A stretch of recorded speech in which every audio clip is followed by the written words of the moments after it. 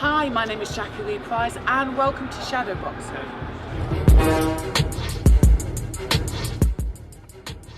There you go. Hi Thomas, how you doing? I'm not too bad, how are you? I cannot complain, thank you. You look like you're out and about. Yes, I'm actually out at the minute, but it's all. I think you're, oh, we've lost you for a minute. I've lost you. Are we back? Ah, hold on. Yeah. Sorry, I didn't hear any of that. What are you up to? Yeah. Yes, I just I got caught up a little bit busy, so I'm still in the car at the minute, but we're still okay to do the interview though. I'm here. Oh, great. So yeah, welcome to. God, someone else is messaging me right now whilst I'm talking to you. Yeah, welcome to Shadowboxruk UK. Thanks ever so much for giving us your time. Thank you for having me. So how have you been getting on during the old lockdown?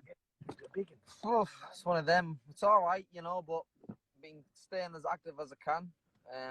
Fit and healthy is the main thing. Your family's all fit and healthy, so you know I think that's one of the main things. But yeah, I'm still just trying to do a bit of road work, bit of boxing when I can, and you know, staying active and staying fit. But it's a bit hard at the minute, obviously, you know. So, like I said, everyone's fitting well, so that's the main concern. Yeah. Have you got your own makeshift gym like everyone else's?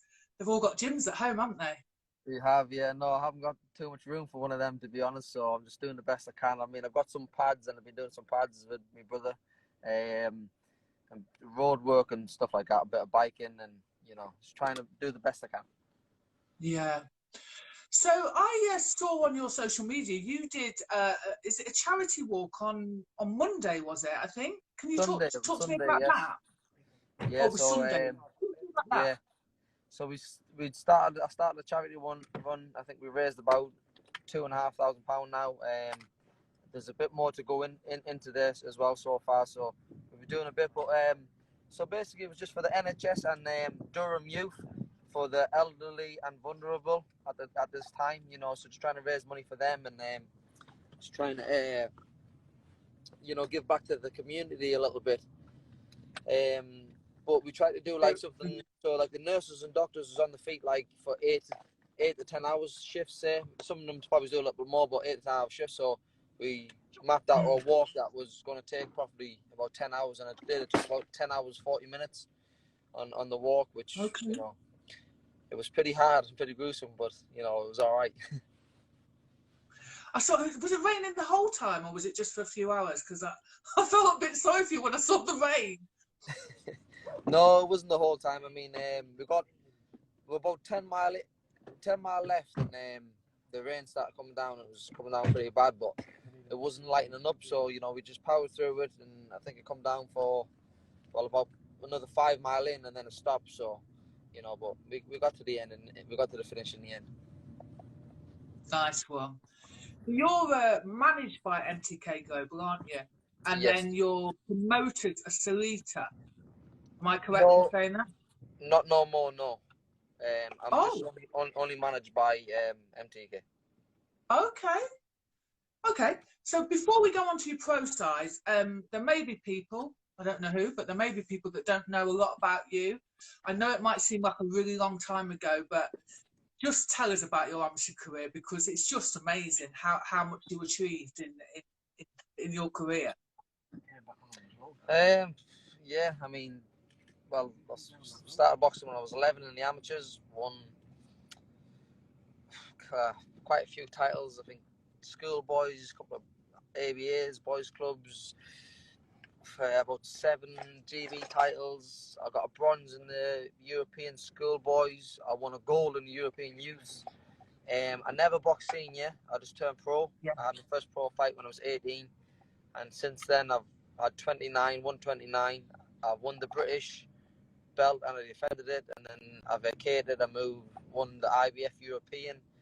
Then I went to America and won the NABA title, a version of the WBA title anyway, and a world title eliminator. And I'm ranked number 3 now by the WBO in the world. So, you know, doing all right. We're doing all right. that's an underestimate. So how old are you now? 25. 25. So what? Might I look a mean, bit. I'm involved in the. Say that again. Go on. I might look a bit older because lockdown. I haven't had a haircut or shave yet, but you know we'll get there. No, no, you don't. To be fair, I mean that's quite a young age to turn over. What prompted that? I mean, because obviously when you go over into the pro game now, you're fighting big men, aren't you? Yeah. You know, I think my first fight, I think I boxed somebody who was 32, I think, and I was 18, and like I said, I never boxed no seniors. I just jumped from like 17 into being a pro. But for me, it was the case of going in the like maybe another junior years or senior years. I forget at the time, or turning senior, going in senior years, and sort of doing it all again.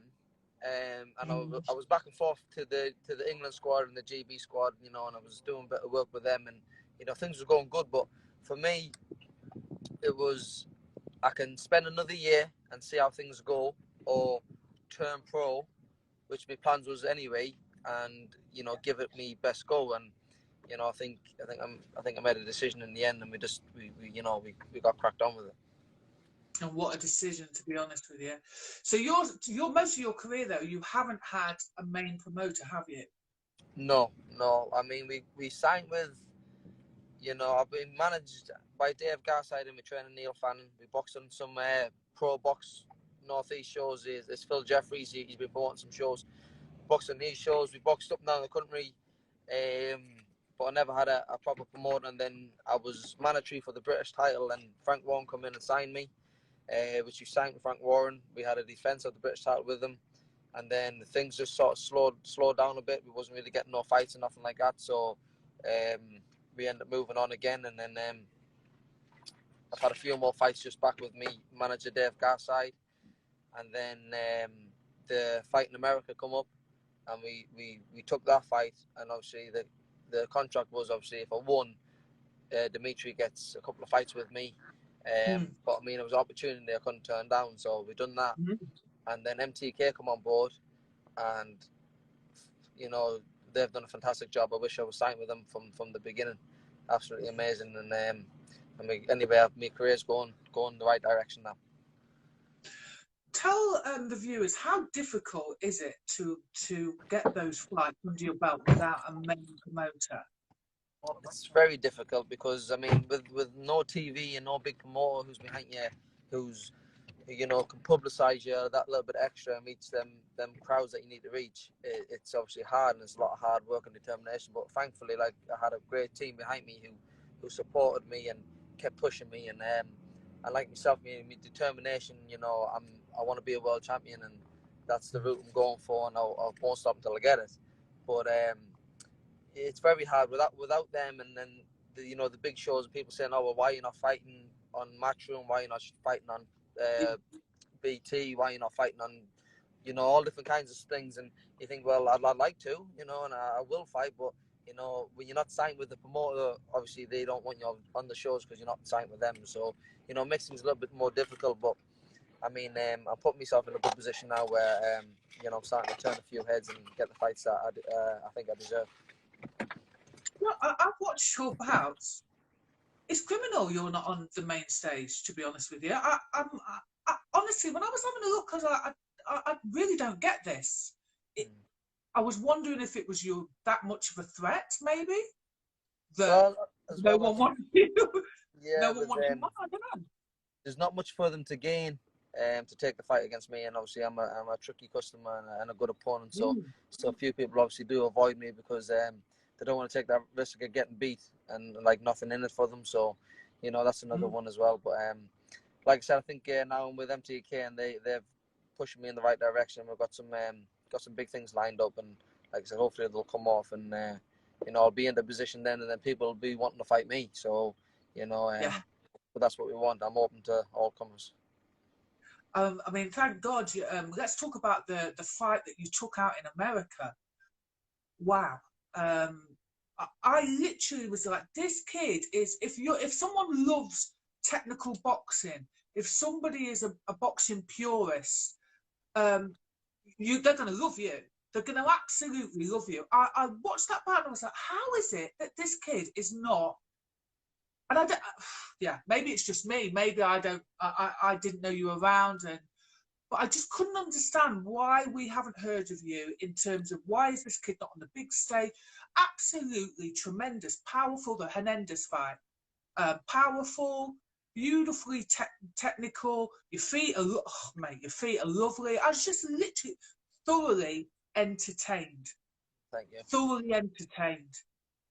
I think with that fight, I think that was a bit of a breakout fight as well because, I mean, traveling to America and going in and being an underdog, and people didn't really, I think people half knew who it was, but they never really give me the credit. And I think with that fight, I think it sort of broke out and they started saying, well, this kid he can box, he can punch, he can, he's a good all around fighter. So I think with that one, I did definitely it done me the world of good. And but even though that fight got made over Facebook, so but the opportunity. So talk to me about that. How does that get made? Did they contact you, or was it a little bit of beef and then someone called someone out? How did that come about? No, absolutely not. I mean, I didn't even know the guy who I boxed. His manager just rang me out of Facebook just one night out of the blue. I was on my way home, and he said, hello, and would you be interested in coming to America and fighting my guy Jesse Hernandez, and so on and so forth? And I said, of course. I said, but you can't talk to me. So you need to talk to me management team and me trainer Neil. He said, they organise all the fights. I said, but I'm happy to go anywhere and fight anybody. Anyhow, and so giving them Neil's details, and before I knew, we were on the plane going to America. So fight was made and I was on, and I was, like, to go to America and fight, obviously everyone dreams of that and that there, so I opened it with open arms, and but again, it was a great breakout fight for me. In terms of the organisation of that, it just sounded like there was no drama involved with the organisation. With one manager saying to the other, "Would you like it? Yes, thank you very much." Is that probably the easiest fight that's ever been negotiated for you? I do believe so. Yeah, I mean, on our terms, it was he rang and asked for a fight. I said yes. I passed them along to my manager. They discussed it. Yeah, we were happy to take it. The money was right. The fight was right. So it was just it was on. I mean, there was no bad blood between me and him because we didn't know each other. But he wanted to boot his career up and beating someone like me, and I wanted to sort of establish my career with everyone and going to America and stamping my name on things. So it was all around good fight, and it was a good deal, and it was couldn't complain. I wish more of them would happen. Yeah. And then, so what you're saying now, not with Kalita, is that because the deal came to an end? Because I think, did you not have two after the Hernandez fight? Yes, I did. I had another two, one in Brentwood and one in, I believe, Newcastle, I think. That ended the contract with Salita. But the Salita and MTK was together then, because I was signed with MTK too. But now I'm just with them. They're doing a fantastic job, and I'm sure they'll deliver world titles this year, I think. Well, hopefully this year if the pandemic gets over, and if not, maybe early next year. So were you supposed to box in April? Yes, I was meant to box in April in the Matchroom show. Yeah. And obviously with what went on, that got cancelled. It got put back to, I think it was June the 26th, but I don't think that's looking likely to happen. So we'll probably just talk maybe back end of the year now for the next one. Oh, wow. I can't wait. I literally cannot wait. Have you actually seen these? They've got a new set of rules that they're kind of going over in terms of how they're going to promote the new type of show behind closed doors. What are your thoughts on that? And do you really think that this is something that could work? It is something that could work, I think, because if they're going to show it on telly, obviously there's a lot of boxing fans that will tune in and watch it, and if it's pay-per-view, so they will pay to buy it. But the fact that there's no atmosphere there for the fighters, that might be a problem, might be a bit, because some fighters thrive on the the atmosphere and stuff like that in the crowd. So that might be a bit of a problem. But as well with obviously the corona disease going about, obviously everyone's got to get tested and stuff like that. So again, you could be matched up going into the fight, and then when you get you tested, one of you might have it, hopefully not, but one of you might have it, so then that fight's called off, and it brings a lot of problems to the table as well. But I mean, I'm sure if they've got everything in order and they do things set out properly, it could work. It could work, but it'll be up to the boxing public as well to tune in and watch it. Because if they're not going to tune in and watch it, you know, it's not going to work, is it? So they'll have to wait for things to all go back to normal and crowds are allowed back into places and stuff like that. But we'll see what happens. We're supposed to happen. I think there will be a couple of shows that goes on, and then they'll get the gist of it from there. So whether they're going to continue or not. I'm just wondering how that anyone that has been sort of locked down for 2 months, not really been in proper training, more tick over training. I'm just wondering how the first few fights will work. Has anyone discussed that with you? Like, will there be not shorter rounds, but maybe going back to 4 to 6 rounds, or just I don't know, like warm-up fights? Or are they expecting to put them on as, you know, 10 and 12 rounds? Well, that's another thing. Yeah, I think they will be expecting to put on, because I mean, to sell a show and people to tune in on telly, they're going to want to watch like good fights. They're going to want to watch 50-50 fights. They're not going to want to watch like 70-30, 60-40 fights. So, and 6 and 4 rounders, I don't think they're not entertaining enough. So, yeah, I mean, a lot of fighters probably won't be ready. So, I mean, yes, everyone's probably been training, but like you said, it's the difference of training and being in a training camp. Is two different things. So as well, that's going to be something that's going to work. But I mean, I'll have to be like I don't know. It's one of them that's going to have to start thinking about it. So talking about your, you know, the rest of the time that you haven't been training, anything else that you've kind of started doing, or any new hobbies since you've been in lockdown? Not really, you know. I've just been training a bit. I've been trying to read and study a little bit, and just improve myself in a few different ways that you don't really get the time to do. Like I said about the charity, obviously I normally train 2 to 3 times a day. So the time that I've got in my hands now, I'm trying to help back and give back to the community, and you know, all the local communities and NHS. I mean, because you know, without them, we'll be done for at the minute. So, you know, just trying to use my time to do things positive, and just try to get some positive vibes about, and give the people, you know, a bit of hope, and you know, well done for doing the fantastic job they're doing, and you know, there's things like that there. I'm just trying to keep positive and keep motivated, and, you know, moving forward. And when you talk about being positive, are you a religious man, a spiritual man, or you know, do you kind of follow any religion? Yeah, I'm a Catholic. I believe in God and that. You know, so I always believe there's a higher place. But yeah, I'm just trying to give out positive vibes, but just, you know, try to keep everybody, you know, a bit of motivation and a bit of help, you know, towards, like I said, towards the local community, and especially like the village I'm in as well. There's a lot of like older and vulnerable people there, so you know, just trying to help, and if it can only help just that small bit, it's a help, you know. So if it only helps one person out of everybody, you know, I'll be happy. So it'll be time worth doing. And in terms of who are your heroes, they don't necessarily have to be in boxing, but who do you kind of look up to for inspiration? My And dad, why? my dad's a very big inspiration to me, and my mum.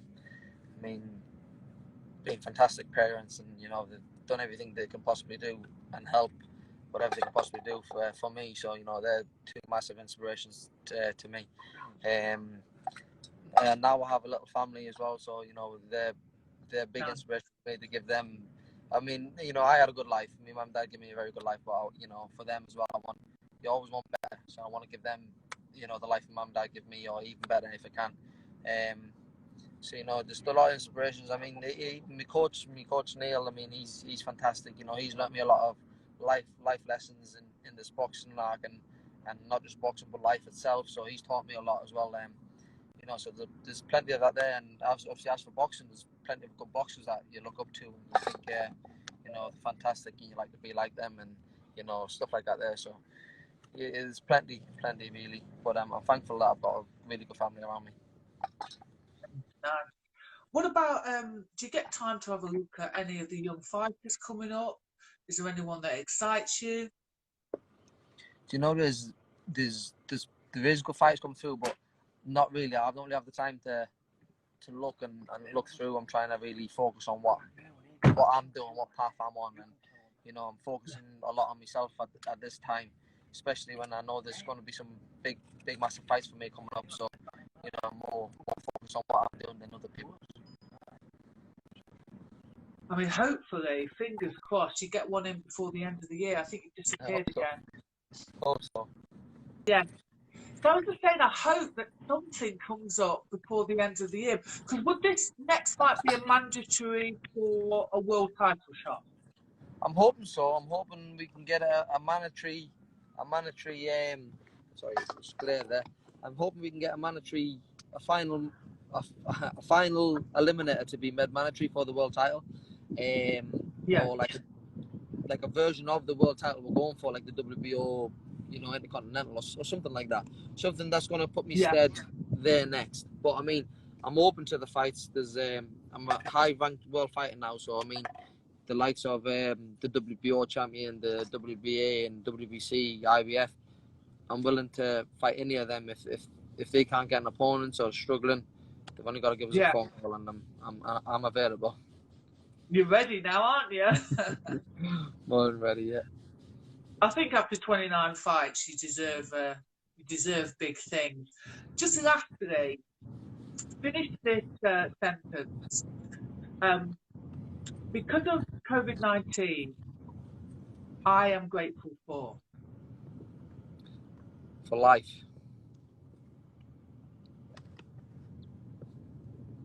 That's it. I mean, it's taken a lot of lives, isn't it? And it's a very unexpected thing. Especially, it has took younger people's lives and the elderly life as well, because they affect the elderly a lot more than younger people. But you know, so the likes of them families who's lost somebody in this, you know, it's it's terrible to lose anybody at any time, but for something to come along and take someone out of your life, it's a tragic, you know, and I feel for everybody that's had a tragic loss at this time. You know, it's very sad. My thoughts is with them.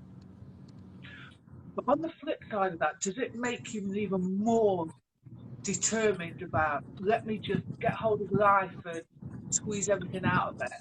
Most definitely. I mean, you know, time is precious, really. When stuff like this come along, you know, you never know what's going to happen. So, I mean, if you have loved ones and family and friends, you know, when all this is over, you can see them all again. You know, don't take that time for granted. You know, spend time with them when you can. You know, love them and teach them, and you know, just, you know, like you said, time. You never know when things are going to end or what's going to happen. So, spend that time with them and be grateful for it. Actually, I'm going to finish on a positive note. So, you really had to work hard to get where you are. What advice would you give to anybody coming into the game? They don't have a promoter. They're doing all the small hall shows, not that there's anything wrong with that, and they really feel like they just want to throw the towel in. What advice would you give them? Don't. Opportunities will approach yourself, and when they do, take them on both hands, because like you said, you do fight in the small hall shows, you might not feel like you're getting your shot, but you will get noticed, and sooner or later somebody will, whether they think they can beat you, which is more likely the point, they will think that they can beat you.